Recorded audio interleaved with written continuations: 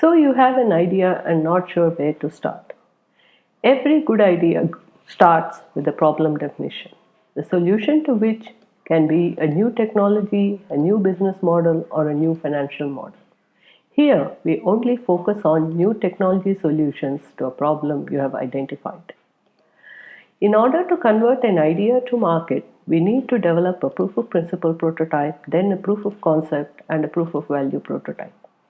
Each of these stages gets you closer to the final product that solves the customer's problem. Once a proof of value prototype is demonstrated, we move on to figure out product market fit, business model fit, and onward towards revenue and growth. Here, we only focus on the first three stages of idea to proof of concept.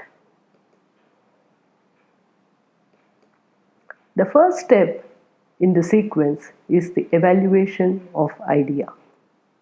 This is typically done along the dimensions of technical, market or domain, and resource requirements. Along the technical dimension, we analyze the patents, journal articles, and conference presentations. We also look at the technology solutions provided by startups, especially those spun off from academic institutions. We will try to understand research done by some high impact researchers and where they are geographically located. This last point about geography is important to establish collaborations and to understand the growing ecosystem for new developments in the technical space. To analyze the market or domain, good sources of information are industry magazines, trade shows and conferences, and industry news websites. Several market research firms like Frost & Sullivan, ARC, and others produce market research reports that give a broad overview of the industry. It is also important to understand the characteristics of the industry, such as typical profit margins, readiness to adopt new technologies, and concentration of incumbents across geographies and supply chains. In order to take an idea towards a product, several resources such as people, time, equipment, and infrastructure are required. Access to these and the financing required will be crucial to the success of development process. By studying and analyzing the idea along these dimensions, we can refine and validate the idea. A good idea will provide the best solution to a burning problem of a large number of customers. You will also need to have potential reach to these customers, and they need to be potentially willing to pay you for the solution. Once the idea is validated, a proof of principle can be developed. A good proof of principle will demonstrate the ability of the technology to deliver a potentially best solution as soon as possible. Evaluation of proof of principle to take forward in the development process can be done along the dimensions of product, market, and financials. The potential product should be evaluated based on availability of suppliers for components or raw materials required. The complexity and effort required for prototyping in the next stage should be accurately estimated. Key collaborations and infrastructure required to develop and test the prototype also need to be identified. The market needs to be evaluated to ensure that the burning problem identified at the idea stage still exists for a large number of potential customers, and to understand the status of competing solutions. As industry dynamics change rapidly, the industry characteristics identified in the idea stage need to be re-evaluated. As the development efforts go further away from idea towards the product, financial considerations such as testing cost, time taken for development and testing, and target unit costs become increasingly important as evaluation criteria. A proof of principle prototype that has the potential to demonstrate value to the customers, at least in the controlled environment, is validated and ready to be developed further towards proof of concept.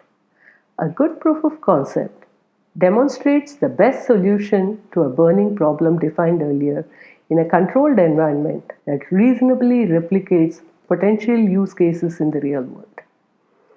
Evaluation of proof of concept to take forward in the development process can be done along the dimensions of product, process, market, and financials. The supply chains for components and raw materials need to be evaluated to ensure that there are no restrictions in producing a large number of products due to lack of components or raw materials or issues such as sole supplier or import restrictions. It is also time to start exploring collaborations for raw materials and larger infrastructure for development and testing. A product also needs to be evaluated for likely health, safety, and environmental restrictions that may constrain its widespread use and disposal. Regulation and restrictions that may impact product design need to be evaluated at this stage. In order to ensure fidelity of testing under real-world conditions, robustness of the prototype and testing protocols need to be improved. The process for scaled production also needs to be evaluated at this stage, as cost-effective and scalable production is essential for large-scale deployment. Restrictions on availability of equipment for manufacturing and collaborations or outsourcing requirements need to be evaluated.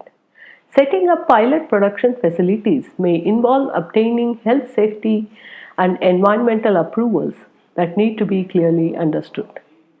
The throughput of the pilot production needs to match the expected number of units required for demonstrating value in the real world. Finally, the process development needs to take into account consideration of potential scale-up issues beyond the pilot production.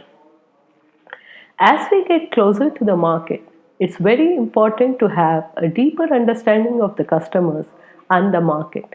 Quantitative information such as total available market, serviceable available market, and serviceable obtainable market need to be clearly understood.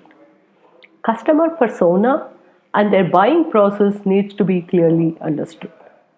An on-the-ground evaluation of the competition and barriers to entry set up by them to new entrants like you need to be understood.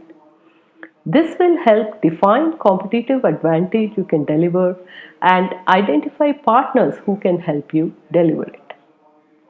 On the financial dimension, time and cost involved in pilot production and real-world testing need to be understood. A good idea of unit cost and expected price paid by customer will help evaluate potential business sustainability of the idea. The process for developing the proof of principle or proof of concept may span several months to years. Hence, regular monitoring throughout the development process is required, along with evaluation and validation of the prototypes along the development process. Monitoring of the development process should be done on a regular basis, ideally every month or every quarter. This is done by using a scale called the Technology Readiness Level, originally developed by NASA. By the time a proof of principle is demonstrated, the technology is typically at TRL 3-4, and similarly, a proof of concept demonstration takes it to TRL 5-6. For comparison, a market-ready product is at TRL 8-9. It is important to keep track of journal papers and patents being published by not just the team developing the technology, but also key researchers in the area and relevant industry players. Any changes in market landscape and industry characteristics also need to be captured. The project plan needs to be updated with all these and any unforeseen changes that impact development timelines and resources, so that all relevant stakeholders are in sync. This will take you well on your way to commercializing the idea towards product and market.